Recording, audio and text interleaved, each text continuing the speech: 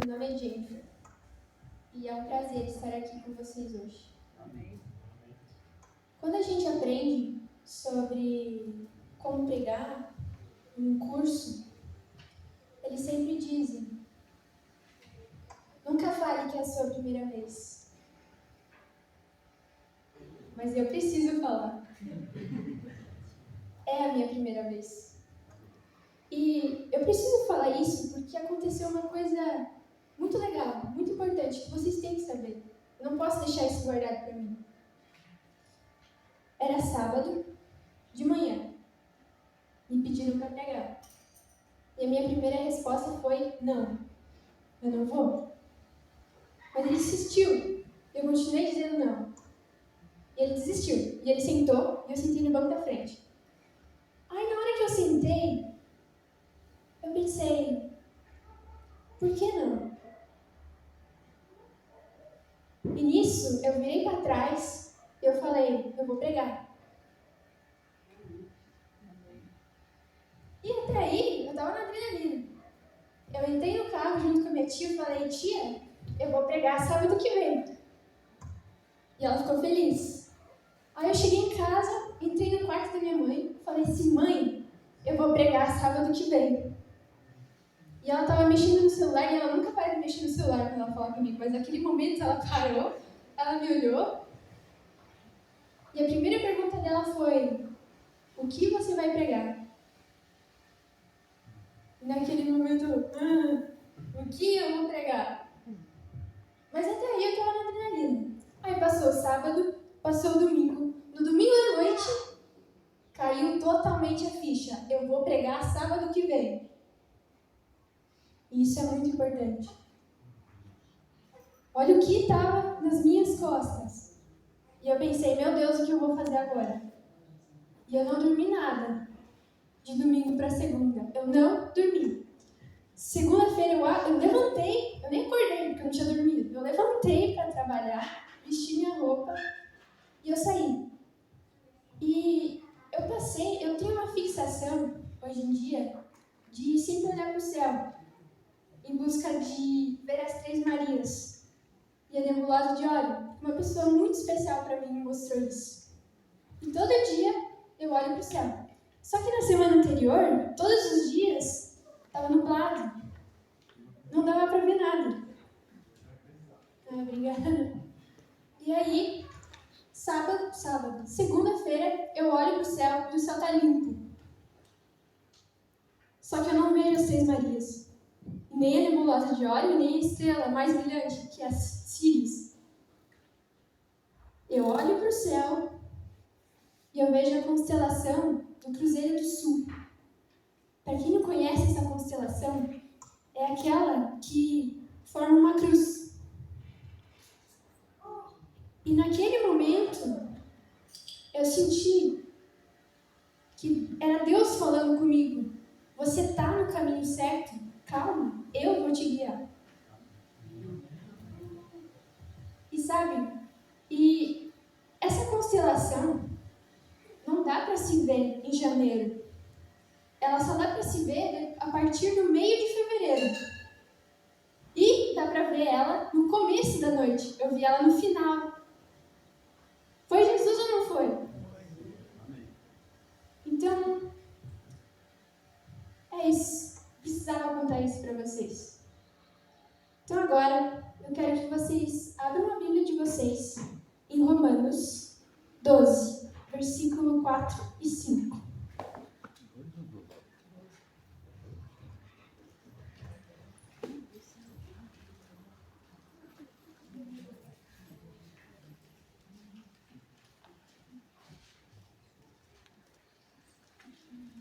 Lá, diz assim: assim como cada um de nós tem um corpo com muitos membros, e esses membros não exercem todos a mesma função, assim também Cristo em nós, que somos muitos, formamos um corpo e cada membro está ligado a todos os outros.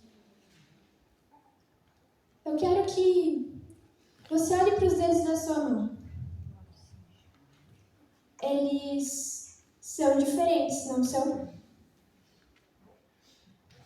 E mesmo assim, quando eles são vistos juntos, eles são bonitos, eles são harmoniosos. Você já imaginou se todos eles fossem iguais?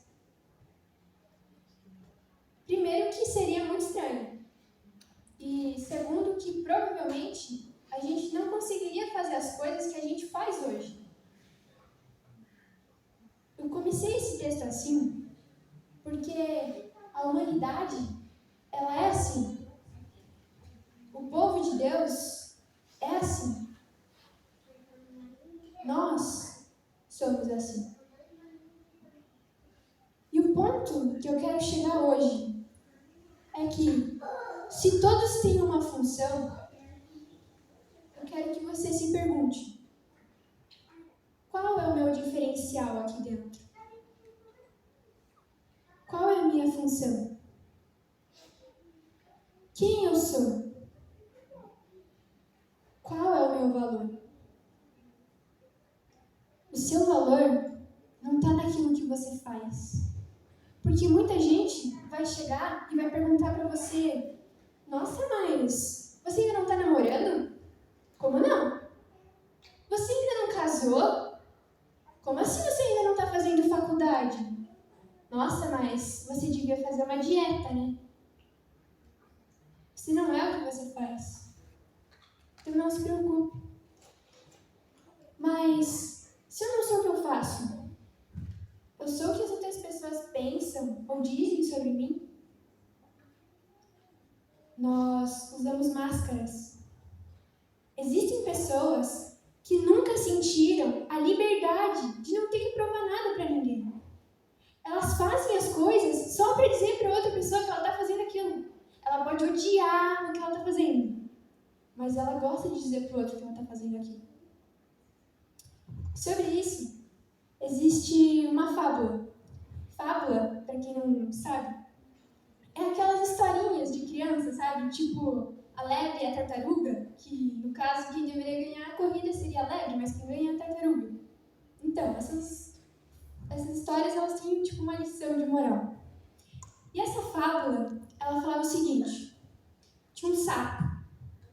E esse sapo, ele sabia que no lado do vale que ele morava, a água estava acabando. Mas ele sabia que do outro lado do vale, atrás de uma montanha, tinha água. Então, ele teve uma grande ideia. Ele conseguiu convencer 2 passarinhos a participarem do plano dele. E o plano dele era o seguinte: eles iam precisar de um graveto. Aí um passarinho morderia de um lado, o outro passarinho morderia do outro lado e o sapo morderia no meio. E assim eles iam atravessar a montanha, o sapo ia ficar vivo, porque ele ia ter água no outro lado do vale, e os passarinhos também ficariam felizes. Então, eles começaram. Um passarinho mordeu de um lado, o outro passarinho mordeu do outro lado e o sapo mordeu no meio.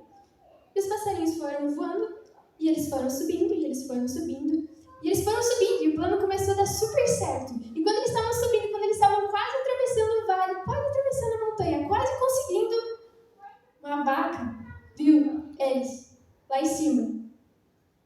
E a vaca ficou perplexa, ela achou aquilo incrível. E ela falou assim: mas quem foi o gênio que teve essa ideia? E o sapo, lá de cima, soltou a madeira e caiu. Tudo para provar que tinha sido ele que teve a ideia. Sabe, esse sapo, ele queria dizer para os outros o quão gênio ele era. Ele queria mostrar para os outros o quão incrível era a ideia que ele teve. Mas para fazer isso, ele acabou morrendo. Se você abrir a sua Bíblia em Lucas, capítulo 9, versículo 25. Lá, vai dizer o seguinte: pois que adianta ao homem ganhar o mundo inteiro e perder-se ou destruir-se a si mesmo? De que adiantou o sapo falar para todo mundo o quão gênio ele era, o quão incrível era a ideia que ele teve, se ele morreu e não pôde desfrutar nada disso? Então, você não é o que você faz, nem o que as outras pessoas pensam ou dizem sobre você. Tá, mas se eu não sei o que eu faço, não sei o que as outras pessoas pensam ou dizem sobre mim, será que o que eu sou, o meu valor, está naquilo que eu tenho? Porque muitas pessoas vão chegar para você, ou elas já te perguntaram: nossa, mas você ainda não tem um carro? Você ainda não tem uma casa? Você ainda não tem isso? Você ainda não tem aquilo? Porque hoje a gente vive no mundo do tem que, né? Você tem que ter um carro, você tem que ter uma casa, você tem que ter uma faculdade, você tem que ter uma família estabilizada. E a verdade é que você não tem que nada. A única coisa que você tem que é ser feliz e confiar em Deus. Se você abrir em Jó, acredito que todos conhecem a história de Jó. Ali diz que Jó era um homem justo, era um homem íntegro. Ele tinha 7.000 ovelhas, 3.000 camelos, 500 juntas de boi, 500 jumentos e tinha muita gente ao seu serviço. Jó, ele era o homem mais rico do Oriente. E ele era temente a Deus. Ele temia a Deus. Mas aí, certo dia, Satanás vai lá com os anjos para Deus. E Deus diz assim para Satanás: você viu o meu servo Jó? Ele é justo, ele é íntegro e não há ninguém na terra como ele. E aí Jó diz assim, e aí Satanás diz assim: não, mas ele só é assim porque você construiu uma cerca em volta de tudo que ele fez. Você abençoa tudo que ele toca. Assim é fácil. Qualquer um consegue. Agora tira tudo que ele tem, que eu quero ver se ele não vai te amaldiçoar na sua cara. Deus diz para Satanás: pois bem, tudo que ele tem está nas tuas mãos. Só não toque nele. E aí, certo dia, acredito que Jó estava feliz naquele dia. Chega um mensageiro. Diz assim: Jó, os jumentos e os bois estavam arando. E do nada, chegou os sabeus, atacaram tudo, levaram todos eles embora, mataram todos os seus empregados. Só sobrou eu para contar a história. E nisso, já chega outro. E diz assim: Jó, caiu fogo do céu, matou todas as suas ovelhas, queimou todos os seus empregados, só sobrou eu para contar a história. E nisso já chega outro.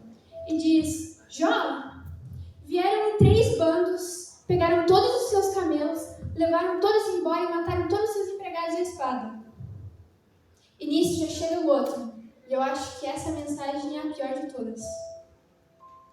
Diz: Jó, todos os seus 10 filhos estavam comendo e bebendo na casa do irmão mais velho. Quando um vento chega e vai pelos 4 cantos da casa, a casa desaba e todos eles morreram.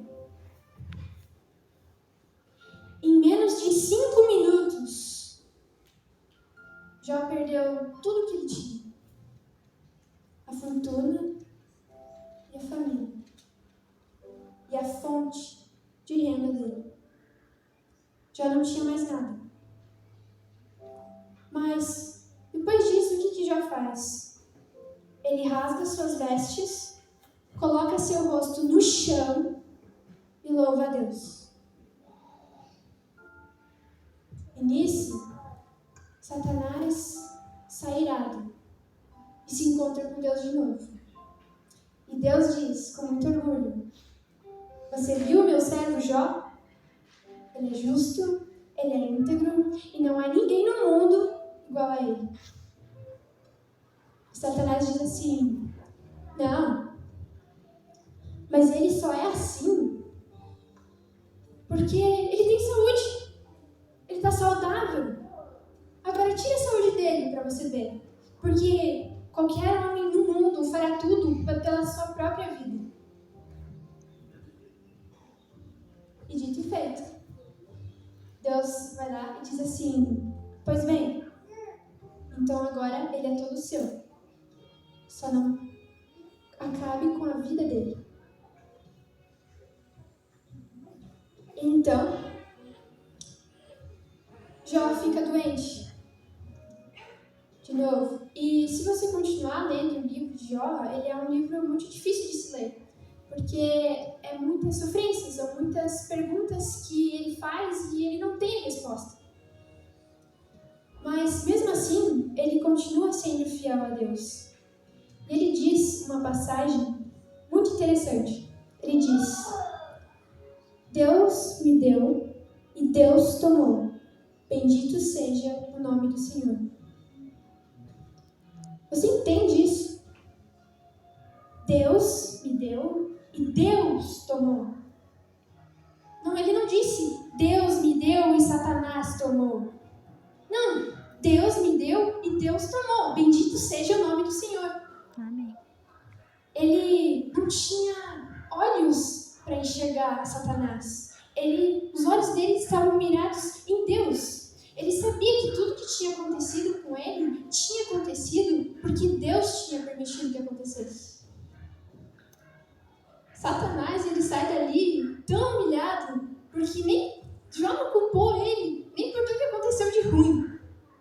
Ele sai dali tão humilhado que depois do segundo capítulo de Jó, ele nem aparece mais na história.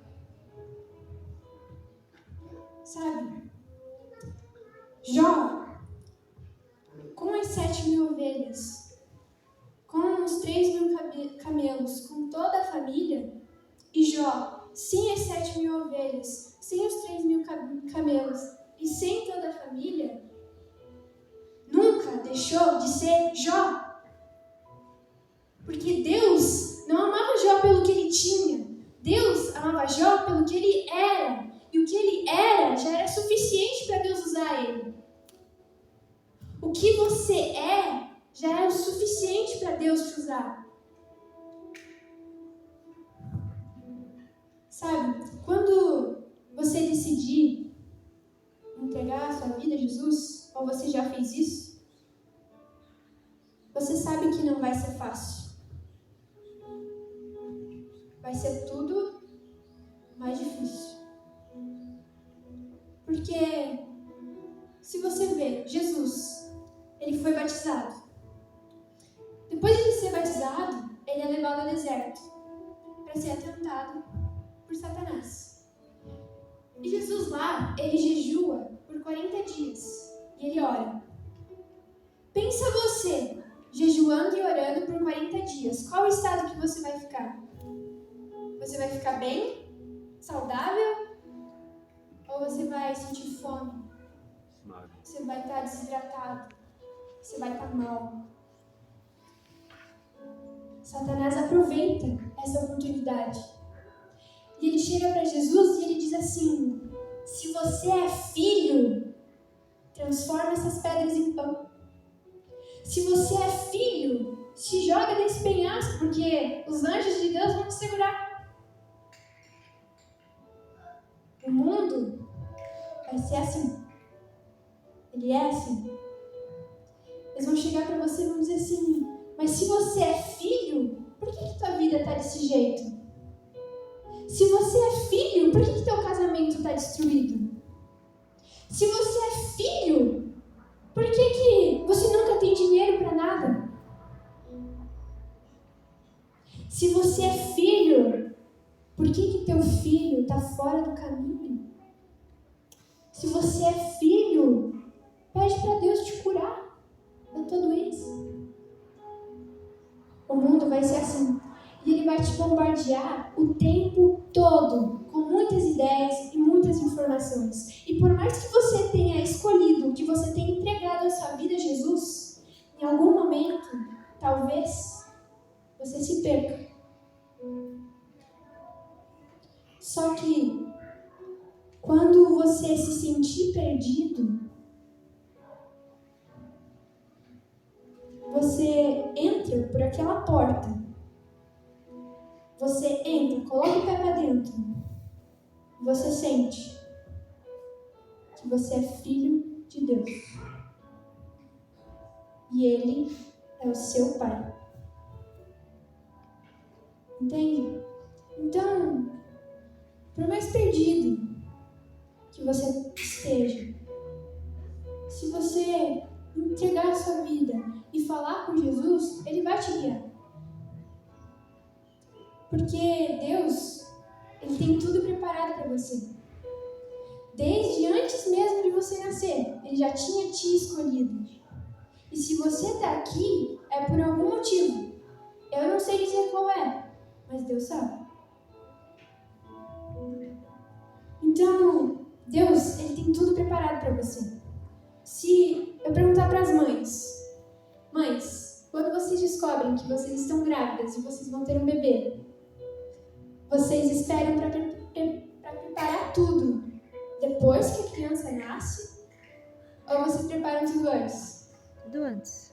Tudo antes. Vocês preparam, vocês idealizam, vocês lavam todas aquelas roupinhas, algumas até lavam a mão, e vocês passam, e vocês dobram, e vocês se imaginam com aquela criança, e você imagina aquela criança desfrutando tudo que você preparou para ela.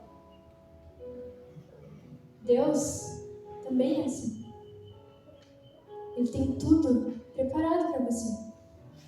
Mas agora, mães, vocês já imaginaram se vocês tivessem preparado tudo bonitinho, mas o teu filho não pudesse desfrutar? Ou não quisesse? Algumas mães já sofreram isso. Deus passa por isso todo dia. Todo dia, quando alguém nega Ele. Ele tem tudo preparado para você. E para você descobrir o que Ele tem preparado para você, você precisa de comunhão. De chegar com Ele, conversar com Ele. Porque hoje, talvez você se identifique com isso. Você tem um dia que você é muito devoto a Deus. Você louva a Deus aquele dia inteiro, aquele dia foi incrível. Só que aí você passa a semana sem nem lembrar que Ele existe. Sabe? Deus não quer momentos de devoção. Ele quer uma vida inteira. Ele quer todo momento. E talvez você ache que para você ser fiel a Deus, você precisa ser perfeito. Mas não. Se você errou, se você acha que é um erro, que você é um inútil, você é rejeitado por Deus, você não se sente digno do amor de Deus, eu quero agora que você abra sua Bíblia em Romanos, capítulo 8, versículo 38 ao 39.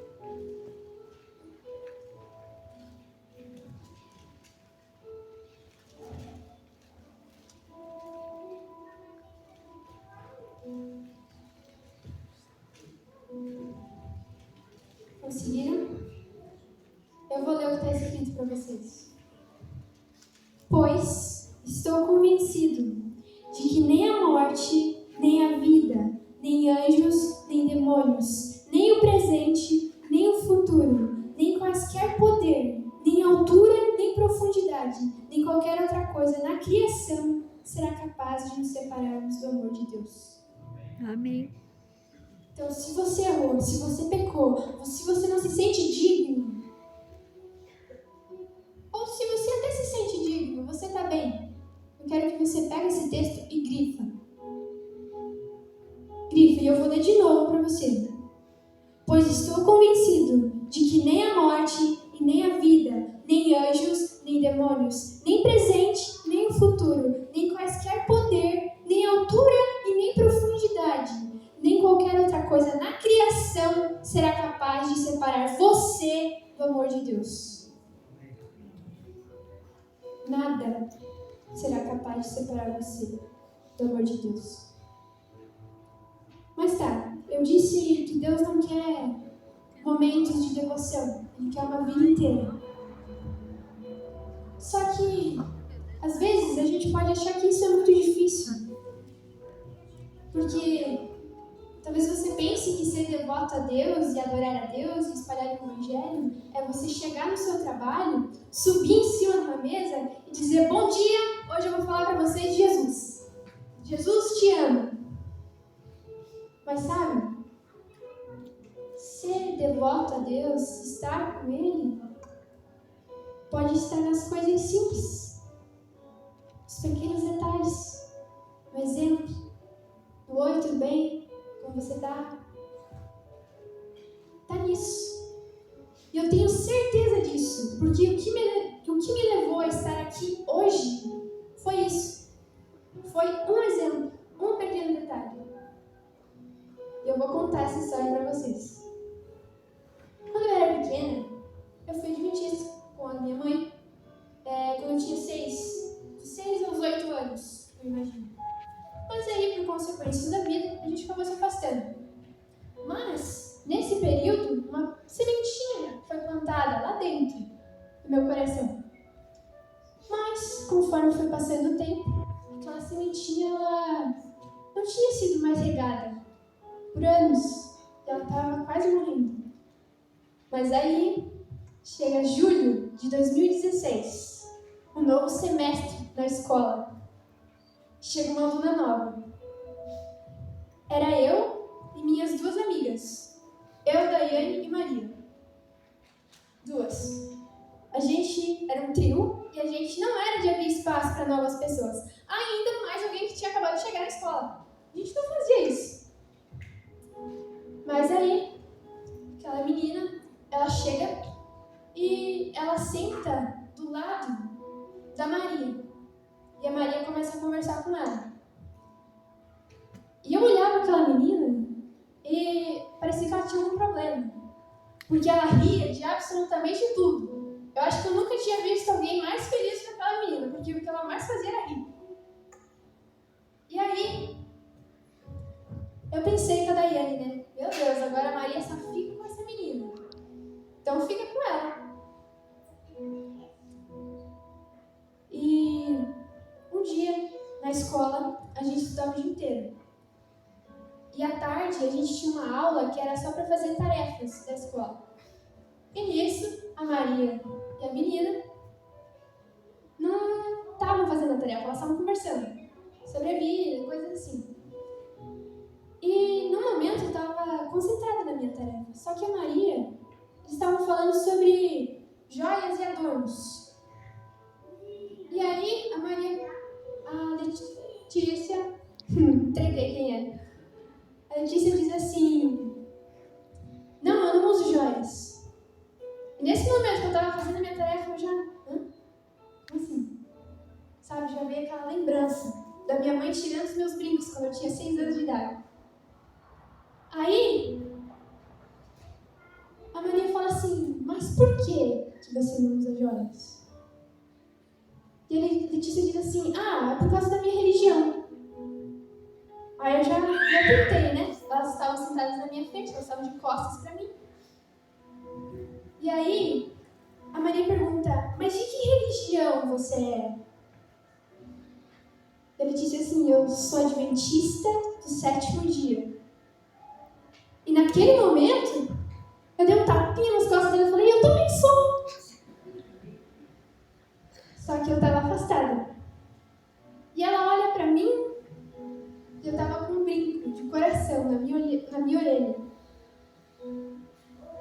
E ela fala assim: mas por que você está usando brinco? Aí eu contei que eu estava afastada. E desde aquele momento, eu e a Letícia nunca mais nos separamos. Aquela menina que ria sozinha de tudo, agora eu ria com ela de tudo também, porque contagiou.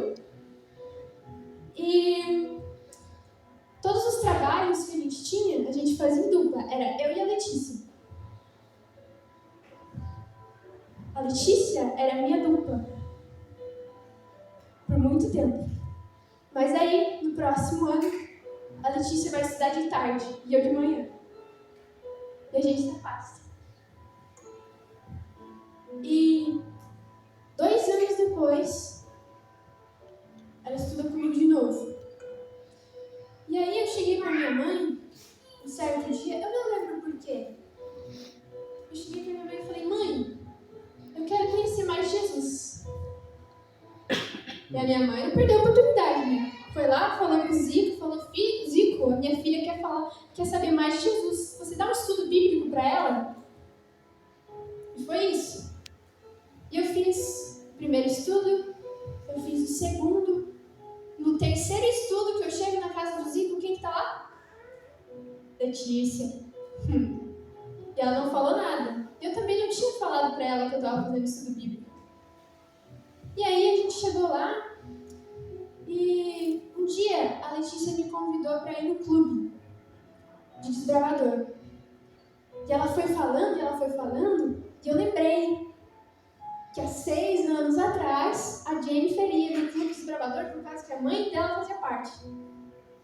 Eu nem tinha idade, mas eu estava lá, fazendo tudo. E quando ela foi falando, eu me identifiquei muito com o clube. E eu fui. E eu comecei o clube em março. E nesse meio tempo, eu não tinha vindo à igreja ainda. Eu comecei o clube em março e em setembro eu comecei a frequentar a igreja.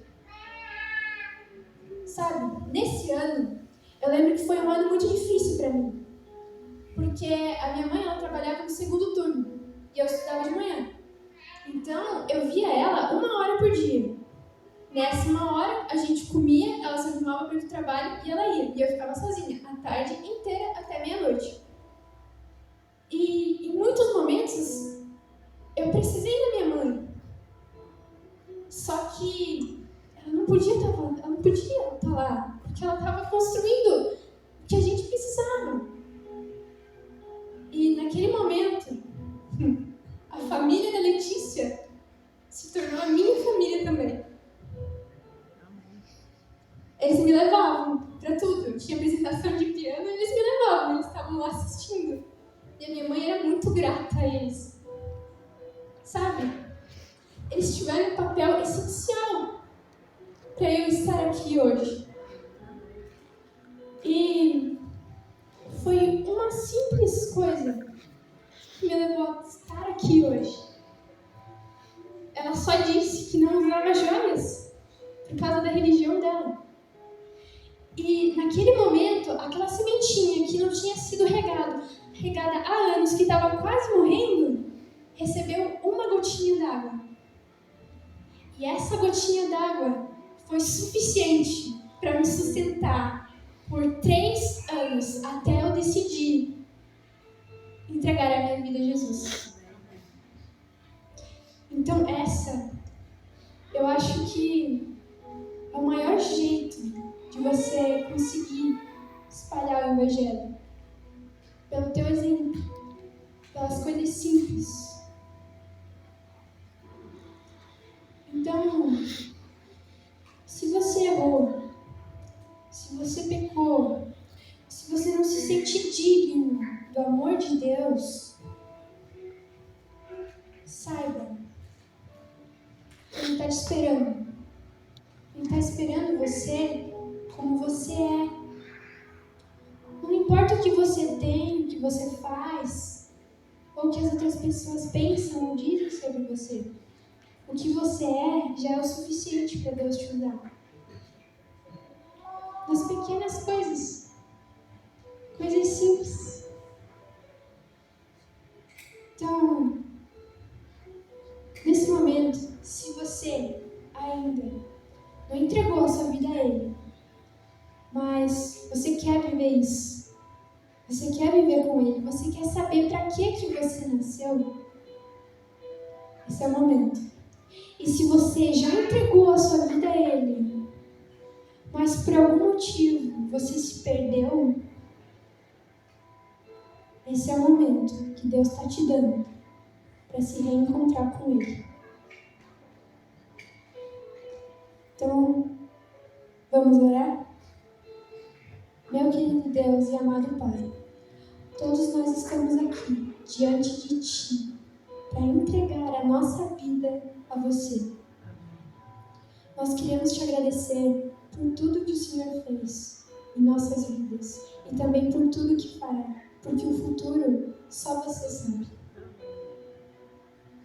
Nós estamos aqui, nós temos medo, nós somos pecadores, mas nós sabemos que Você pode nos guiar, que Você pode nos salvar e que Você pode tirar toda essa dor que está no nosso coração.